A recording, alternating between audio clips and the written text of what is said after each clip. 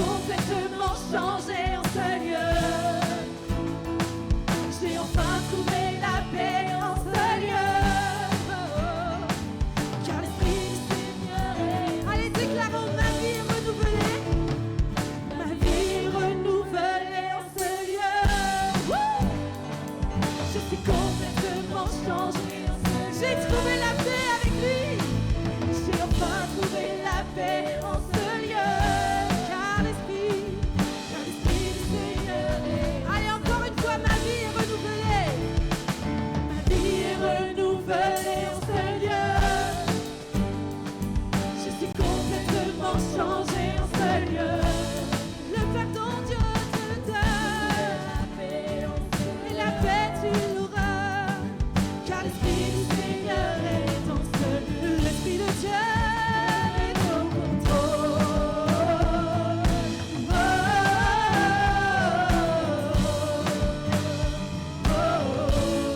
L'Esprit de Dieu est au contrôle. L'Esprit du Seigneur est dans ce lieu. Oui, l'Esprit du Seigneur est dans ce lieu. Alléluia. Je vous ai dit qu'on était au meilleur endroit de Poitiers, non? Amen. Gloire à toi, Jésus. Merci infiniment pour tout ce que tu nous donnes. Et nous allons pouvoir laisser la place à Gérald.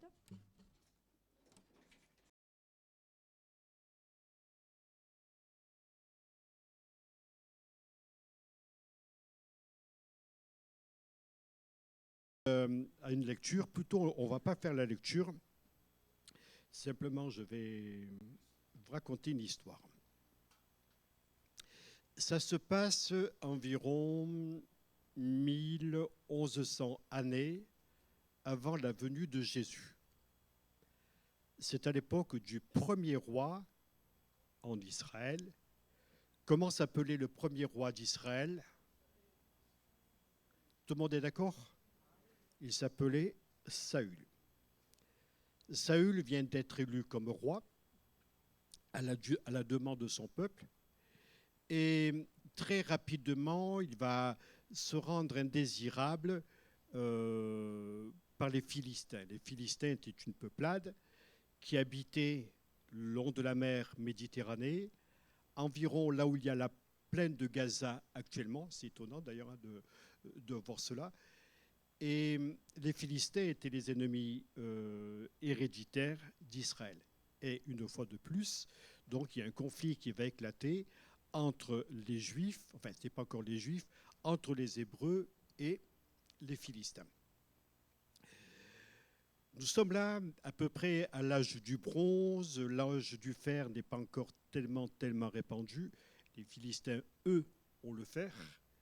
Je pense que c'est dû à leur trafic maritime, donc ils sont très évolués sur le plan agricole, sur le plan militaire, contrairement aux Juifs, enfin aux Hébreux, pardon, chaque fois que je dirais Juifs, vous rectifiez, les Hébreux, les Juifs sont arrivés bien plus tard.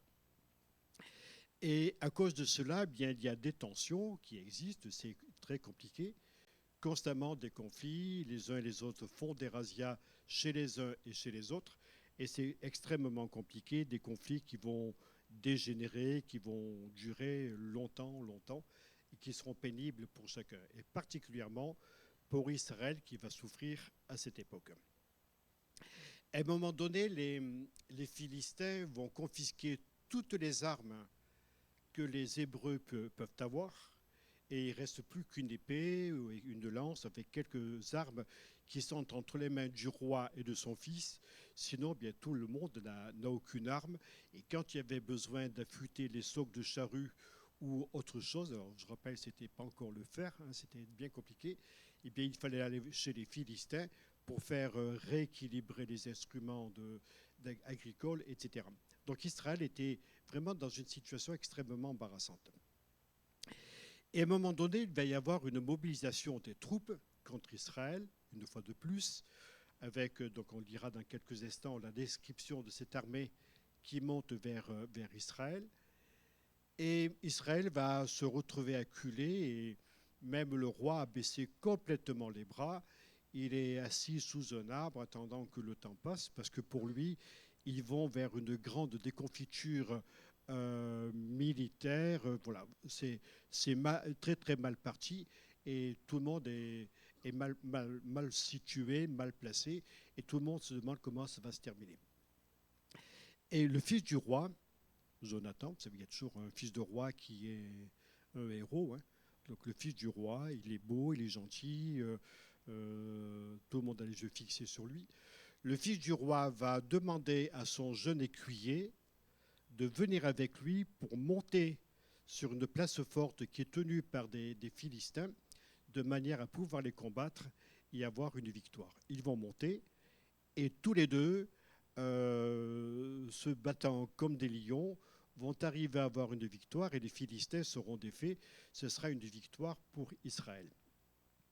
Alors, pensant à ce texte, j'ai eu envie de le prendre, de le travailler, pour essayer de réaliser pour nous les étapes d'une délivrance. C'est le thème que j'ai donné à cette prédication, le titre que j'ai donné, les étapes d'une délivrance. Alors, on lit ensemble. Bon, vous pouvez prendre votre lecture dans 1 Samuel chapitre 13 et 14, mais j'ai pris des raccourcis. Les Philistins mobilisèrent leurs troupes pour combattre Israël. Ils avaient 3000 chars de guerre avec 6000 soldats, donc si vous calculez bien, ça faisait 2 par char, ainsi qu'une multitude de fantassins, nombreux comme les grains de sable des mers. Donc je pense que ça faisait un nombre impressionnant. Une troupe de choc sortit des camps des Philistins et se divisa en 3 compagnies. L'une d'elles prit la direction d'Ophra, dans le pays de Choual. La deuxième se dirigea vers Beth-Horon. Quand vous lisez Beth dans un texte, vous entendez quoi en hébreu? C'est la maison. Hein? Beth-Horon, on verra dans quelques instants ce que ça signifie. Et la troisième monta sur les hauteurs par le chemin de la frontière qui domine la vallée de Tséboïm du côté du désert. Alors, comme je vous disais, nous sommes au début du règne de Saül. Les Philistins vont s'assembler pour combattre Israël. Et on a vu, numériquement, ils sont très, très nombreux. Il est parlé d'un ennemi. Suivant les traductions de la Bible que vous allez prendre, vous allez voir des termes différents pour cet ennemi. Par exemple, Darby va traduire le ravisseur. Les ravisseurs. Ce sont des ravisseurs. Shoraki va traduire des destructeurs. Est-ce que cela vous parle si vous faites un lien avec le Nouveau Testament sur le destructeur, sur le ravisseur? La Bible nous dit au sujet du diable, le destructeur ne vient que pour détruire, dérober et égorger. Moi, nous dit Jésus, je suis venu pour que mes brebis aient la vie et qu'elles soient dans l'abondance. Vous voyez la différence? D'un côté, vous avez un destructeur, ravageur, voleur, qui veut détruire, dérober, égorger. D'autre part, vous avez Jésus qui vient pour que nous ayons la vie, une vie abondante. Alors ce destructeur va se diviser en 3 groupes. On vient de le lire à l'instant. Shoraki va traduire 3 têtes. L'impression un petit peu de monstre là, qui est en train de s'engendrer. Le premier de ces têtes, la première de ces têtes, ou le premier de ces monstres, c'est Ophra. Ophra, en hébreu, ça signifie le faon. Vous avez déjà vu un faon, F-A-O-N. Je précise parce que dans le sud de la France, on dit Ophan, mais ça n'a rien à voir. Hein.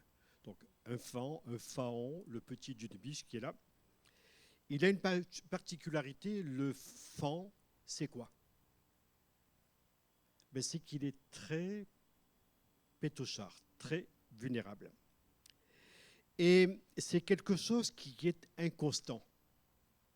À la limite, autant on peut compter sur un cerf, le papa qui est là, qui est costaud avec ses grandes cordes, et qui va se battre comme un lion pour défendre sa harde.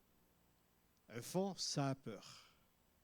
Et l'on voit dans cette tête quelque chose d'inconstant, quelque chose de fragile.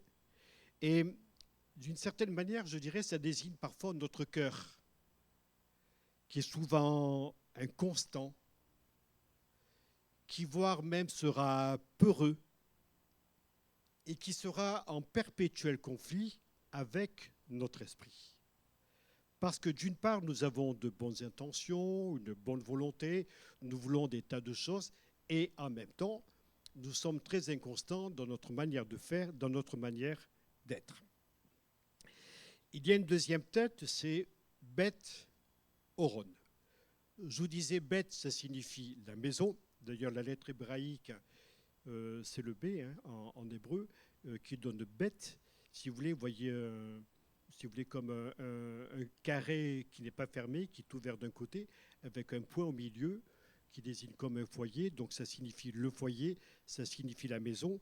Et puis dans ses dérivés, ça donne même le fils. Donc en hébreu, bâtir une maison, c'est avoir une famille, c'est avoir des enfants, c'est avoir un fils. C'est ça dans le contexte de l'époque.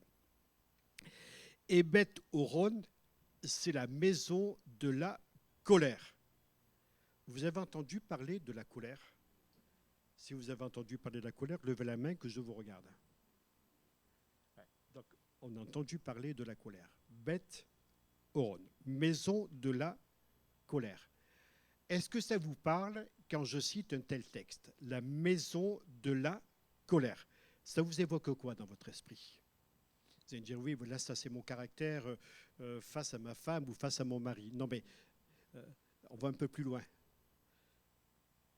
Que je sais que vous avez tous très bon caractère, donc ce n'est pas pour vous. Beth Horon, maison de la colère. Ben, ça me rappelle lorsque la Bible nous dit « Le diable est descendu animé d'une grande colère ».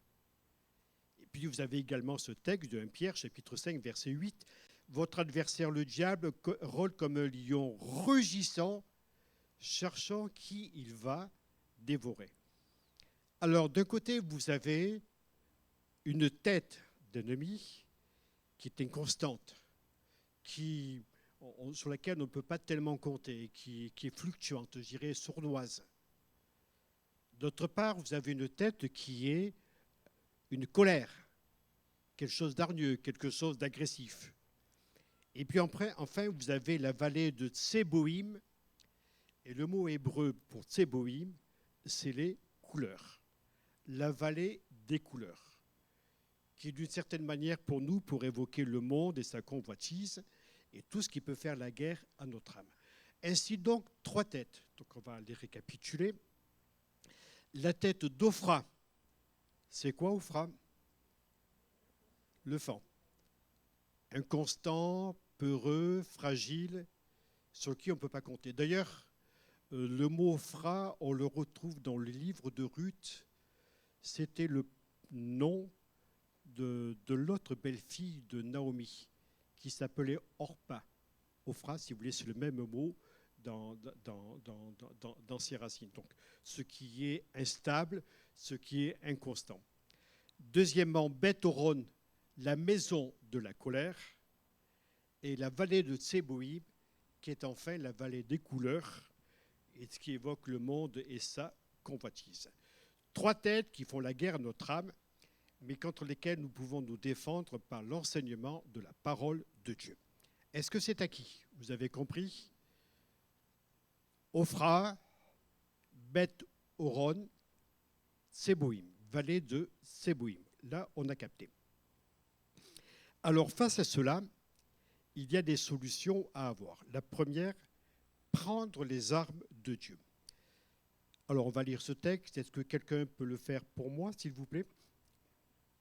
Quelqu'un qui pourrait même venir au micro, d'ailleurs.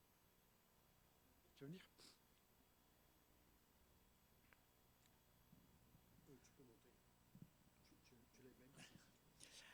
À cette époque, il n'y avait pas de forgerons dans tout Israël, car les Philistins empêchaient que les Hébreux fabriquent des épées et des lances. Tous les Israélites devaient donc se rendre chez les Philistins pour faire affûter leurs différents outils lorsqu'ils étaient émoussés, ainsi que pour les redresser. C'est pourquoi le jour de la bataille, les hommes qui étaient avec Saül et Jonathan n'avaient ni épée ni lance. Seul Saül et son fils Jonathan en possédaient. Merci. Merci beaucoup. Alors ça m'a interrogé. Ça m'a interrogé parce qu'en fait, il n'y a que peu d'armes, pas d'épée, pas de lance, sauf Saül et son fils en possèdent, et une armée qui est sans outils, sans armes. Ça me rappelle un peu l'armée française qui, à une époque, avait des outils, des fusils fabriqués en bois, parce que le gouvernement français n'avait pas assez d'armes pour donner à ses soldats. Alors ça m'interroge de voir qu'il faut compter sur les Philistins pour être armés. Ça ne vous interroge pas, ça? C'est quand même le peuple de Dieu, c'est quand même l'armée de l'Éternel.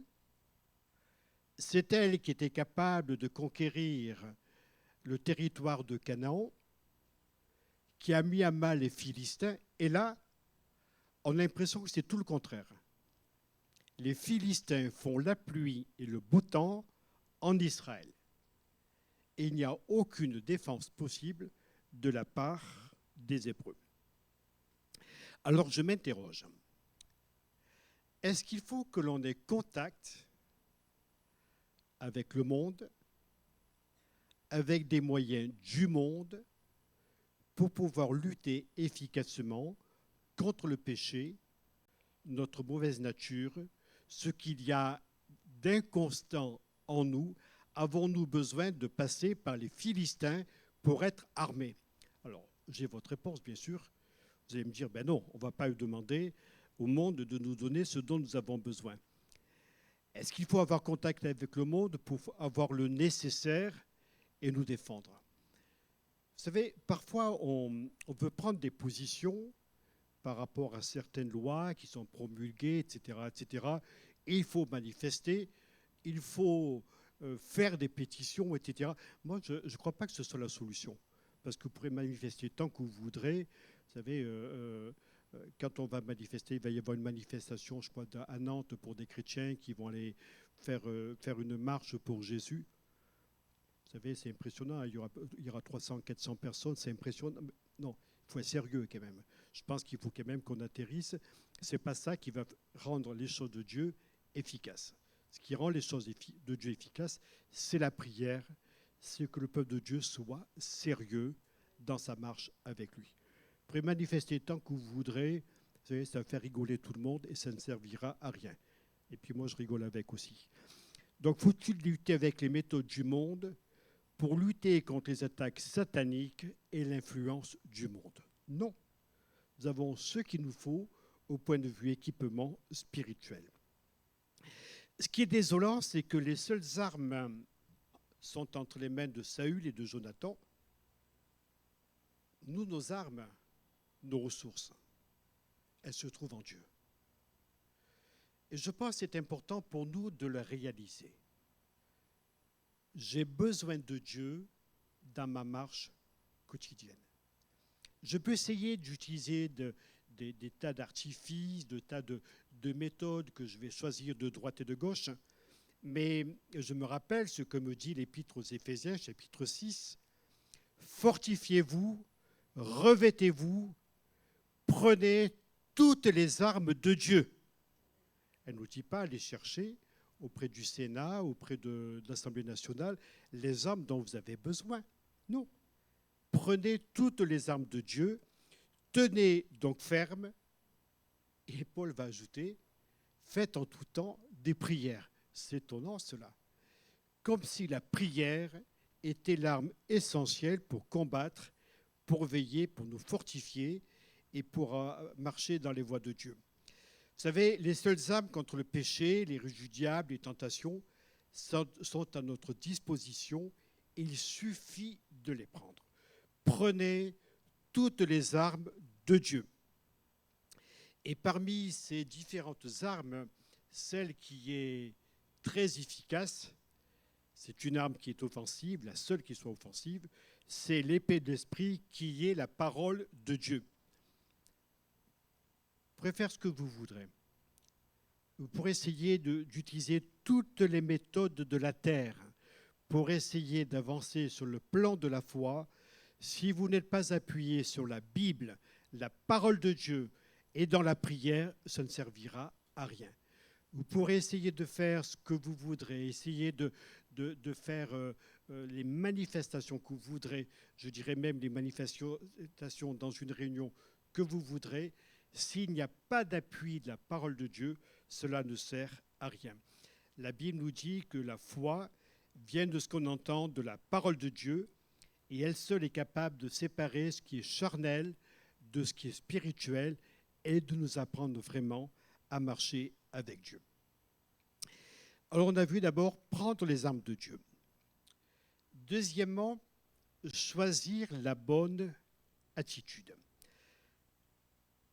Alors que Saül se trouve sous le grenadier de Migron, avec ses 600 hommes, son fils Jonathan dit à son écuyer, « Viens, allons attaquer ce poste des Philistins qui est en face, de l'autre côté de la gorge. » Mais il ne prévient pas son père.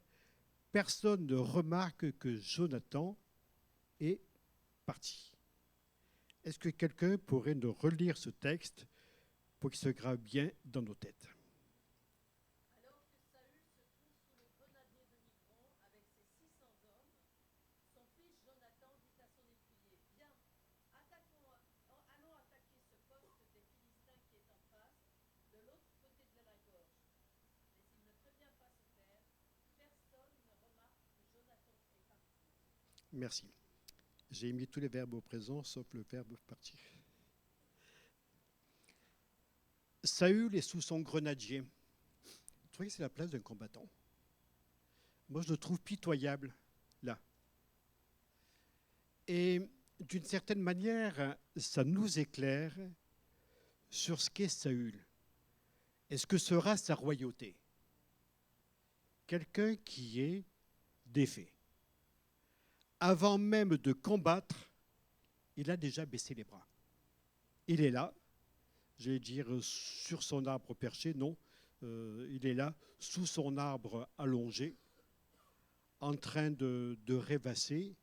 Il n'est pas au combat. Et ce qui est étonnant, c'est que l'attitude de son fils, Jonathan, va contraster avec son attitude à lui. Qu'est-ce que vous en pensez? Je trouve ça, c'est flagrant, c'est énorme. Parfois, on dit les chiens ne font pas des chats, mais j'ai l'impression en tout cas que Saül n'avait pas produit la même engeance en ce qui concernait ses enfants. Saül n'a pas la place d'un combattant. Et je dirais que c'est une attitude de passivité, une attitude de paresse, voire même une attitude de peur. Comme s'il attendait là, sous son arbre, qu'on vienne le capturer, l'égorger ou le faire prisonnier pour le mettre dans les geôles des Philippiens. J'ai dit quoi? Philippiens, oui. Philistins. Pardon. Oui, parce que les Philistins étaient au sud et les Philippiens étaient au nord. Alors c'est une attitude charnelle qui se révèle là et qui finira par emporter Saül. Saül, dès le départ de sa royauté, se révèle comme un homme faible, un homme inconstant, un homme fragile, quelque part qui est dans une attitude de défaite. Alors que l'attitude de Jonathan, moi je l'aime bien, viens, allons jusqu'au poste de ces Philistins de l'autre côté du ravin, peut-être que Dieu agira-t-il pour nous aider et que nous soyons vainqueurs. On lit cela donc dans ce texte. Moi je vois là du zèle. Qu'est-ce que vous en pensez? Qu'est-ce que vous verriez également? Moi j'ai eu du zèle, vous verriez quoi? J'en ai marqué 3. Comment? De la hardiesse, de la foi, de la confiance, je dirais même de l'humilité. Peut-être bien que l'Éternel va nous aider. part pas en disant, de toute façon, on va leur coller une raclée parce que c'est nous les meilleurs. Hein, ce n'est pas ça du tout.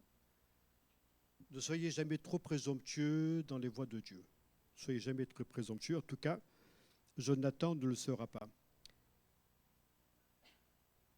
Viens, allons attaquer ce poste des Philistins qui est en face.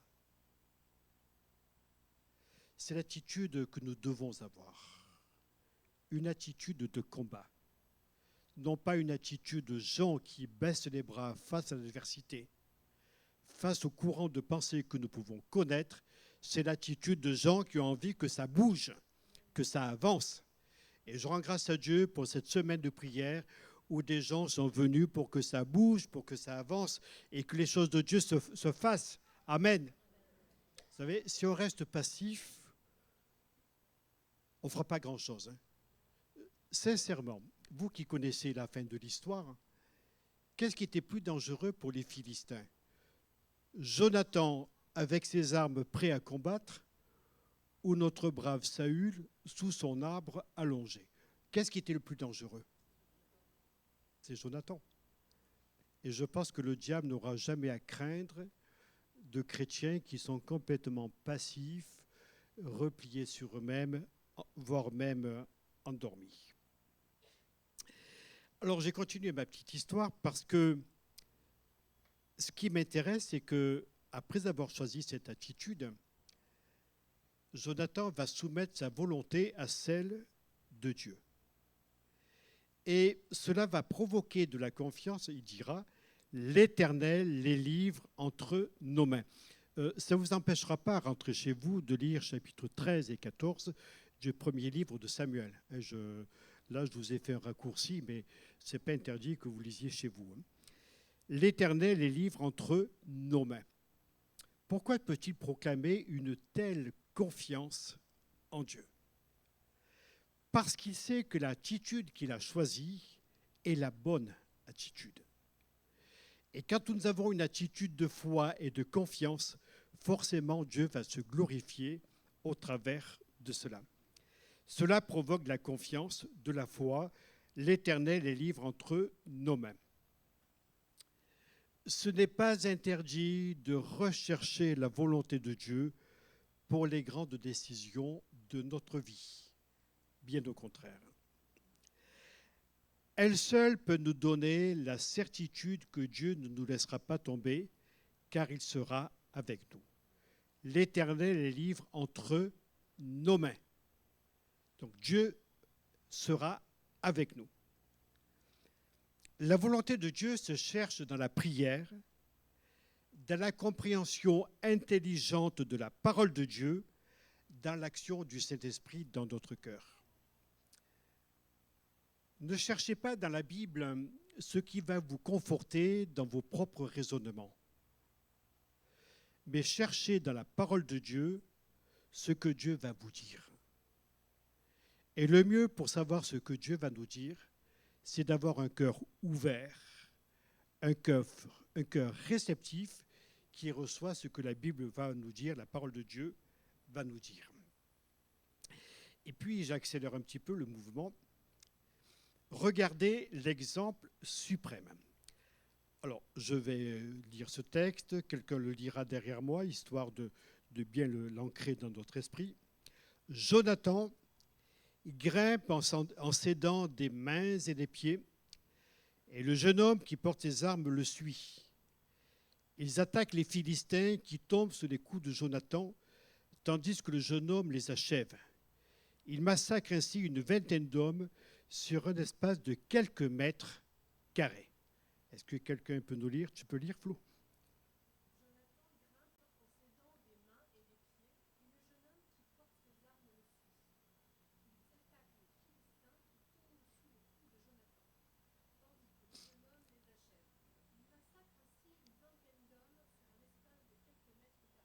Merci. Regardez cet exemple. Et quand je pense à Jonathan, je ne peux pas m'empêcher de penser au Christ. Jésus, qui est monté vers Golgotha, portant sa croix, ses dents, de ses mains, de ses pieds, dans une agonie qui est la honte de notre humanité, tout simplement montant vers Golgotha pour remporter une victoire sur le péché, sur la peur, sur les œuvres diaboliques. Alléluia. Et parce que Jésus l'a fait, alors nous avons la victoire. Pendant que Jésus est en train de monter, il en est de même pour Jonathan, ou plutôt pendant que Jonathan monte ce promontoire vers les Philistins sont en train de rire. Ils se moquent, se disant, mais ce sont des fous qui sont en train de venir se jeter en pâture dans une embuscade. Ils ne réalisent pas que c'est pour eux, ça va être la fin, ça va être la défaite. Pendant ce temps, les Philistins ne réalisent pas pour eux que c'en est terminé et que les Hébreux vont les conquérir. Ils n'arrivent pas à réaliser cela. Ils sont en train de se moquer. Et de la même manière, pendant que Jésus montait vers le mont Golgotha et que la foule se moquait, tout le monde était là en train de le conspuer, de le huer, que le diable et les démons se moquaient, c'était la plus grande victoire de l'humanité, parce que Jésus, avec courage, était en train de monter afin que nous ayons la victoire pour chacun d'entre nous. Et pendant qu'il monte et que le diable ricane et que la foule est en train de se moquer, nous réalisons qu'il y a quelque chose de fort qui se passe. Il y a pour nous notre liberté, il y a pour nous notre délivrance et notre guérison. L'action de Dieu est en train de se faire. Pourquoi ? Parce que Jésus était vainqueur. Alors je fixais mes regards vers lui. Et je veux le prendre comme exemple, parce qu'il y a pour moi un exemple suprême. Suivons Jésus dans le même chemin, portant notre croix sous les mêmes moqueries. Et pendant que le diable ricane, nous continuons d'avancer. Pendant que le monde est en train de rire des chrétiens, nous continuons d'avancer. Parce que c'est la victoire de Dieu, en même temps que son opprobre, mais c'est en même temps notre victoire à nous. Que tout notre être lui soit consacré à sa volonté. Vous savez, la croix, pour la Bible, c'est une folie. Pendant que je suis en train de prêcher, je suis en train de commettre un acte de folie. Vous avez déjà vu un fou ? Vous en voyez un là. Un acte de folie. Pourquoi ? Parce que pour le monde, c'est un acte de folie que de prêcher l'évangile de la croix. Mais la Bible déclare que pour Dieu, c'est la sagesse de Dieu, parce que c'est la victoire de Dieu sur le péché, sur l'erreur, la maladie, sur tout ce qui peut nous opprimer. Et pendant que la prédication est apportée, eh bien qu'il y a cette victoire qui est remportée, nos cœurs s'ouvrent. Et je vous invite à ouvrir votre cœur à la grâce de Dieu. Et si quelqu'un était malade, eh bien qu'il saisisse vraiment par la foi sa guérison. Pourquoi ? Parce que quand Jésus était en train de monter vers la croix, la guérison s'opérait, la liberté s'opérait, la délivrance s'opérait, parce que Dieu était en train d'agir en triomphant d'elle des puissants diaboliques à la croix. Il a plu à Dieu de sauver les croyants par la folie de la prédication, nous dit l'Épître aux Corinthiens. Ce n'est pas par la folie de l'homme, par les choses de l'homme, pourquoi mon son baisse. Ce n'est pas par la folie de l'homme, c'est tout simplement par la puissance et la gloire de Dieu. Est-ce que le sonorisateur est par là ? Ouais, tu ne me baisses pas, hein ? Ou tu ne baisses pas mes retours. Allez, j'en arrive à une cinquième pensée. Avoir avec soi la puissance du Saint-Esprit. On a lu le jeune homme qui était avec lui achever les Philistins. Alors j'espère qu'en sortant, vous n'allez pas me tomber dessus. Ouais, les Philistins, qu'est-ce qu'ils t'ont fait ? Moi, ils ne m'ont rien fait, c'est dans la Bible. Le jeune homme les achevait derrière lui. Je pensais à Jonathan avec ce jeune écuyer. Je me suis demandé comment ça serait passé si Jonathan avait été tout seul, sans son écuyer avec lui. Je me demande comment ça serait passé. J'en sais rien. Mais je sais une chose, c'est que cet homme jeune, est là avec lui. Jonathan va combattre avec son épée. Je ne sais pas si l'écuyer a une épée. Je n'ai pas l'impression, puisqu'il n'avait qu'entre Saül et qu'entre Jonathan. Je ne pense pas que Jonathan ait volé l'épée de son père, j'en sais rien. Mais le garçon est en train d'achever les Philistins qui sont pas morts. Alors ne me demandez pas s'il faut suivre l'exemple et ne partez pas à Gaza aller massacrer les Philistins, ce n'est pas du tout votre place. Je passe à ce jeune homme. Vous avez remarqué qu'on ne sait rien de lui. On n'a même pas son nom. C'est fou, hein? On n'a même pas son nom. Il nous est parlé du jeune homme, du jeune écuyer qui était là avec lui. Ça me fait penser au Saint-Esprit. Le Saint-Esprit. Le Saint-Esprit, dans le fond, on ne connaît pas grand-chose de lui, puisqu'il ne parle pas de lui-même, mais il nous parle de Jésus. De Jésus. Et parce que le Saint-Esprit nous parle de Jésus, il est celui qui va achever dans notre cœur l'œuvre que le Christ a commencée. Quand un homme prêche ou témoigne, ou quand une église prie et cherche la face de Dieu, quand nous sommes là, voulant progresser dans la vie chrétienne, c'est le Saint-Esprit qui fait toute son œuvre dans notre cœur.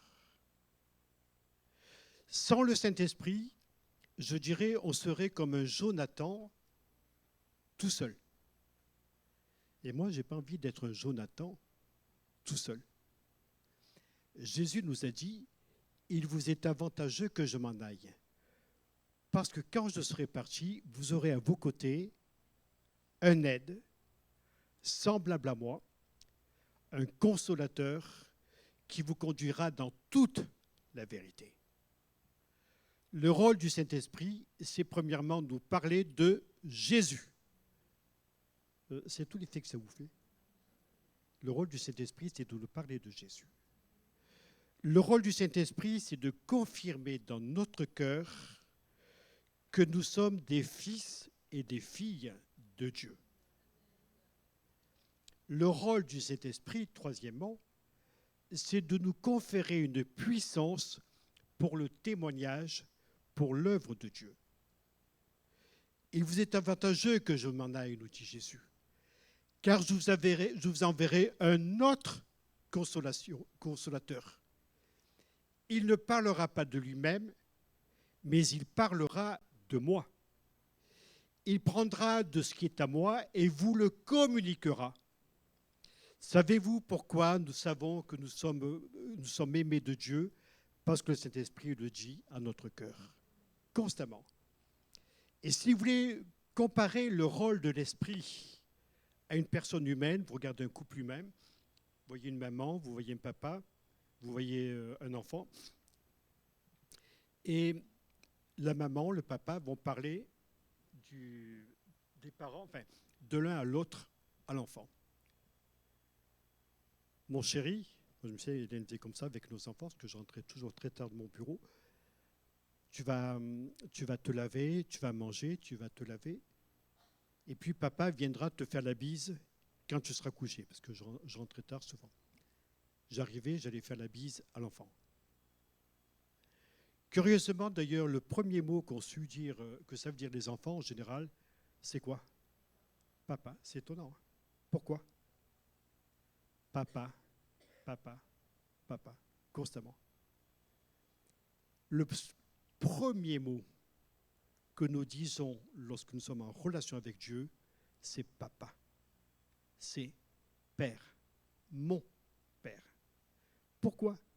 Parce que le Saint-Esprit nous apprend à parler et nous parle de ce Père.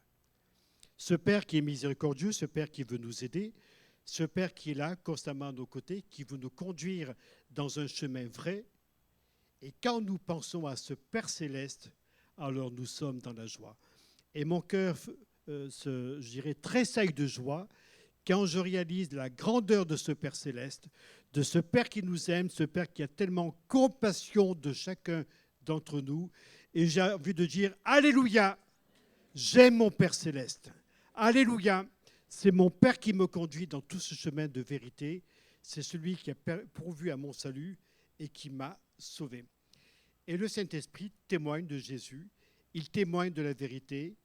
Il affirme notre cœur, nous sommes des fils et des filles de Dieu. Il nous dit, Dieu est ton Père.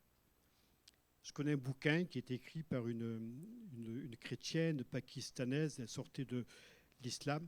Et elle a écrit un livre qui s'appelle, le titre c'est ainsi, Dieu, j'ai osé l'appeler mon Père. Vous vous rendez compte ce que c'est d'oser appeler Dieu mon Père? C'est mon Père à moi, mon Père céleste, alléluia. On ne connaît pas le nom de jeune écuyer, mais il met en valeur l'œuvre de Jonathan, comme le Saint-Esprit met en valeur l'œuvre de Jésus. C'est la puissance de l'Esprit qui conduit l'Église dans le chemin de la vérité et du témoignage. Lorsque Pierre et Jean vont monter à la belle porte du temple,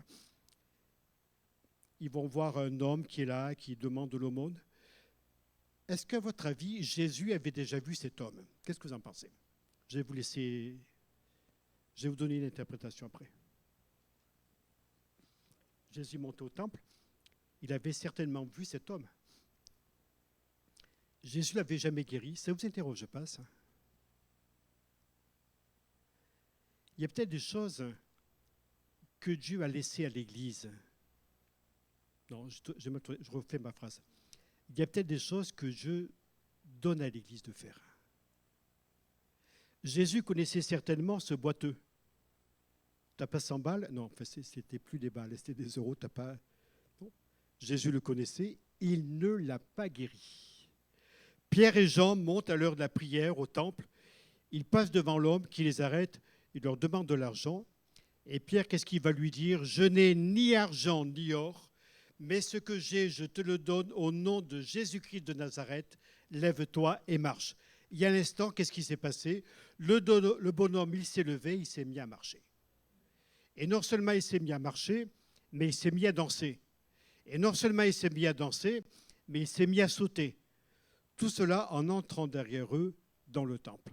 Alors ça a fait un pastis. Mais ça a fait un pastis. Pensez donc dans ce temple bien cadré, bien religieux, etc., qu'un homme puisse se réjouir après avoir été guéri. Que Dieu soit béni. Le Saint-Esprit nous révèle la gloire de Dieu, travaille avec nous. Et enfin, je termine. Quelqu'un peut lire?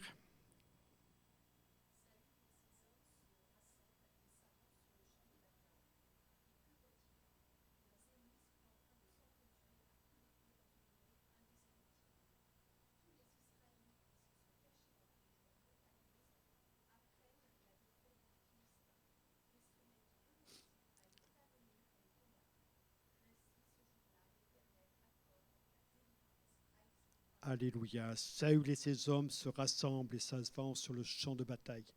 Et que voient-ils? Leurs ennemis sont en train de s'entretuer à coups d'épée dans une mêlée indescriptible.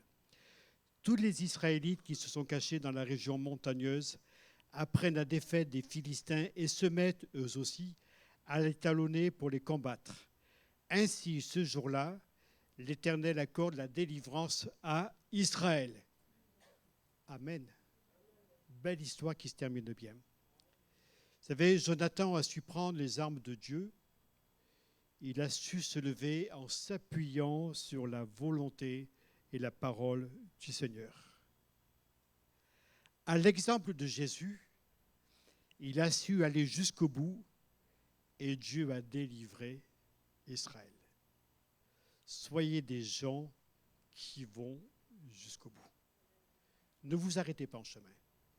Je chante parfois ce cantique, ne t'arrête pas en chemin, tu as pris la route, tu n'es plus très loin. Va jusqu'au bout. Ce qui est extraordinaire, c'est que l'action de Dieu est contagieuse. Plus que le rhume ou que la grippe. L'action de Dieu est contagieuse. Parce que l'exemple de Jonathan a ranimé le courage de l'armée, des captifs, des peureux. parce que des peureux, il y en avait. Ils étaient cachés dans la montagne. Ils attendaient que ça se passe en se disant « Aïe, aïe, aïe, que va-t-il nous arriver? On n'a pas d'armes, on va être défaits. Que va-t-il nous arriver ?» Eh bien, lorsqu'ils apprennent cette victoire, pourtant une victoire sur une vingtaine de personnes, ce n'est pas énorme. Mais c'est étonnant comme ça va se transmettre. Saül se relève de son arbre, de sous son arbre. Les autres vont se lever et vont poursuivre le combat. Les planqués vont sortir de la tanière pour venir combattre. On va continuer une semaine de prière. Frères et sœurs qui êtes vraiment engagés dans la prière la semaine dernière et cette semaine qui vient, vous allez voir, tous les planqués de l'Église vont sortir. Y a-t-il des planqués dans l'Assemblée? Bon, je ne vous demande pas de lever la main parce qu'on va prendre peur. L'action de Dieu est contagieuse. L'exemple de Jonathan a ranimé le courage de l'armée, des captifs, des peureux. Et j'aime bien cette conclusion, l'Éternel accorde la délivrance à Israël.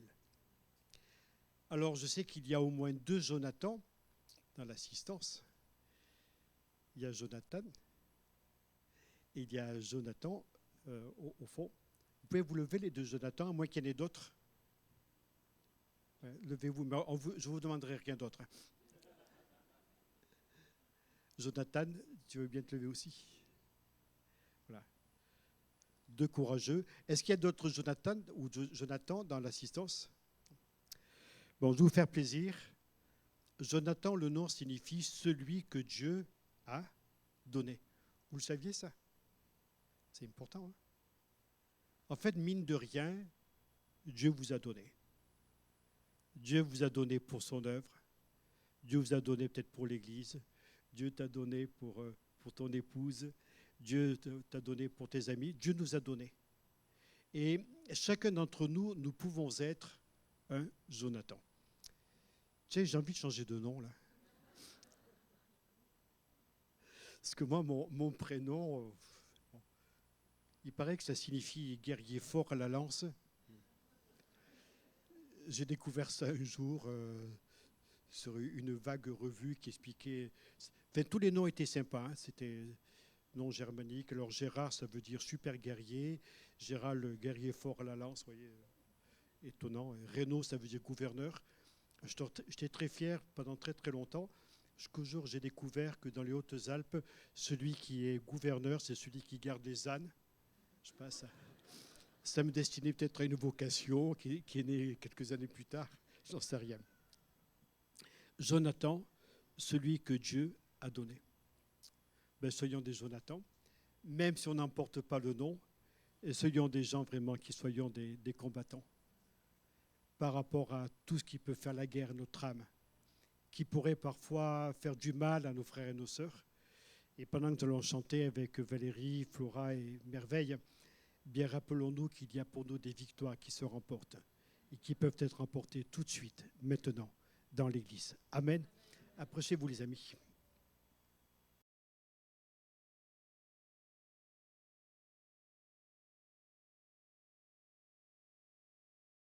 L'ombre à la lumière ici. Oui, alors si on est dans la lumière, on peut combattre. Hein, et on va nous voir, Église de Poitiers. Oui? Amen. Alors chantons ensemble.